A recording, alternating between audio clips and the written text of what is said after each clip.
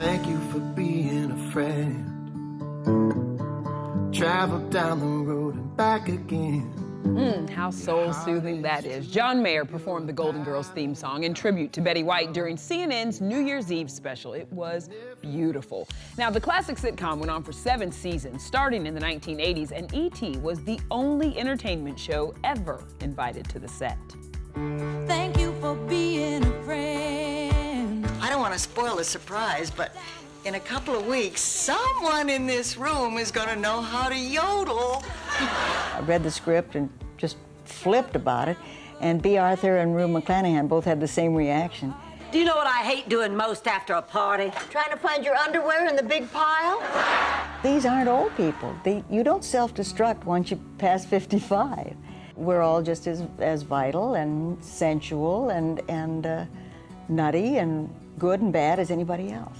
Stan came by and stayed with me, brought me food, held me, showed me that special part of himself. Right there in the waiting room? Do you know what a privilege it is at this end of a career? I mean, after being in the business this long, to work with 3 people that no matter what you throw out, you get something wonderful back to back. Why, Rose Nyland. Why, that cake is in the shape of... Blanche, we know what it is. I thought it was in the shape of Florida. Can you believe at 63 years old, Betty was the eldest of the Golden Girls? She played the sweet but not so sharp Rose. My father told Stan that he had to marry me. I was pregnant. You had a blowgun wedding? Well, this season, we're writing the other girls out, and Rose is doing it in one. It's just going to be, you know, the Betty White show, and then... Sorry about that. No. That's the real Betty coming forth. You see, Rose has disappeared. There you go. The show premiered in 1985 and is still a hit with fans. When much of the country was locked down due to the pandemic, more than 11 million hours of The Golden Girls was streamed in April 2020 alone. They are the hottest 2 little words in all the whole world for me to say. Not tonight. Betty originally auditioned for the role of Blanche, but producers felt the part was too similar to her character from The Mary Tyler Moore Show. So she became Rose and won her 3rd Emmy for The Golden Girls. In fact, every single actress won during the show's 7-year run. Everybody on the Golden Girls has a Golden Girl of her own. I think now, next year, we're all up for grabs. We start all over again. Isn't that wonderful? You want to see my Vans Cap caca? As long as I don't have to show you mine. I've been so blessed. It's such a great experience. But Betty's favorite role? Wife to husband Alan Ludden. Who knows?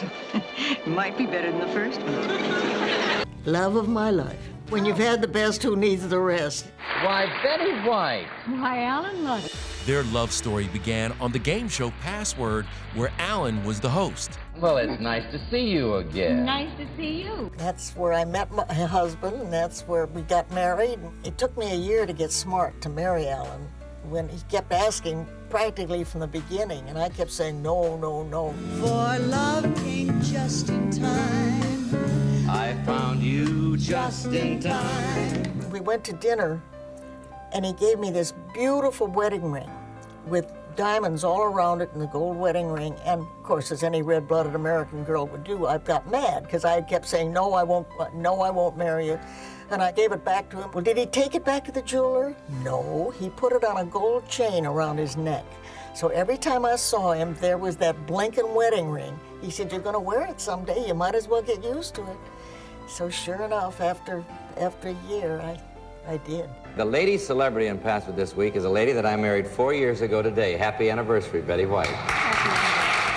Alan was actually Betty's 3rd husband. She became the loving stepmother to his 3 kids and chose not to have children of her own. No, I've never regretted it. I didn't choose to have children because I'm focused on my career.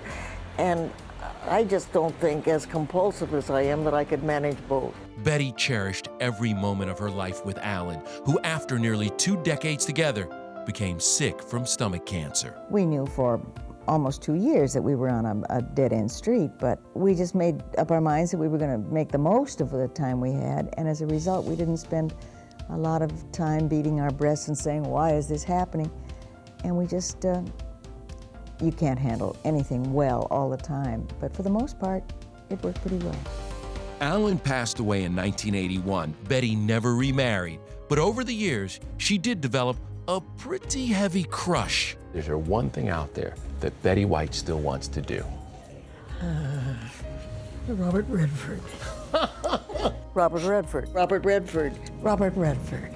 And yes, the legendary actor was on her mind just days before her passing. We spoke to Betty ahead of what would have been her 100th birthday, and once again, she told E.T. her big wish was, quote, Robert Redford. I would be so embarrassed if I ever met him. Oh, he never calls, he never writes.